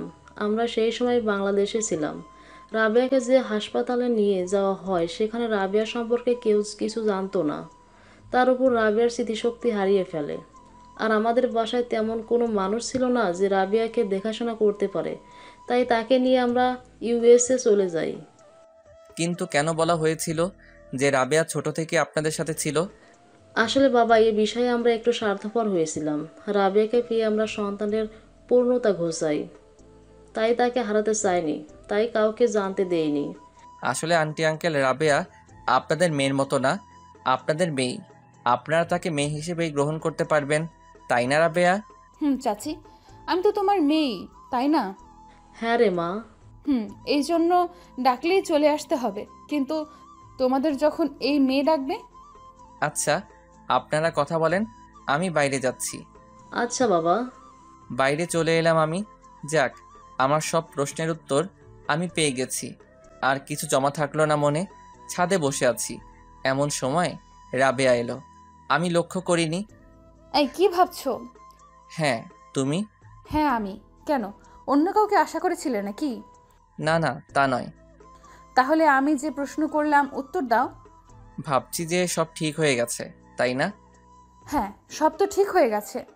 এখন কি এখন? আমাদের কি এক হওয়া যাবে? না, যায় না। কি? আরে বুদ্ধ, আমি তো তোমারই। তাই বুঝি? হ্যাঁ তাই। তারপর খুব ধুমধাম করে শাহিদুল ভাইয়ার বিয়ে হয়ে গেল সুখী আপুর সাথে। তাদের বিয়ের পর আঙ্কেল আন্টিও চলে গেল, তারাও চলে গেল। রয়ে গেলাম শুধু রাবেয়া আর আমি। প্রায় 3 বছর পর আমার গ্র্যাজুয়েশন শেষ হয়েছে কিছুদিন আগে। সাথে রাবেয়ারও একটা ভালো চাকরি পেয়েছি। আজকে বাসাটা আবার মানুষ দিয়ে ভর্তি, সবাই এসেছে। রাবেয়া এর ইউএসএ, সে চাচু চাচিও সবাই, কারণ আজ আমার আর রাবেয়ার বিয়ে। খুব ধুমধাম করে রাবেয়াকে নিজের করে নিলাম আর সব আপন মানুষকে আরেকবার খুশি করলাম। প্রায় 2 বছর পর বাসায় নতুন অতিথি এসেছে। আমার রাবেয়ার কোলে আলো করে এসেছে একটা ফুটফুটে মেয়ে, দেখতে হুবহু মায়ের মতো হয়েছে। রাবেয়ার আমার মেয়ে হাসপাতালের বেডে শুয়ে আছে। আমি তাদের পাশে গেলাম। রাবেয়া আমাকে দেখে একটু জড়িয়ে ধরলো। আচ্ছা সুজন, আমাদের এই ফুটফুটে মেয়ে কার মতো হয়েছে বলো তো? কেন? আমার বউটার মতো? না তোমার মতো। না তোমার মতো। না তোমার মতো।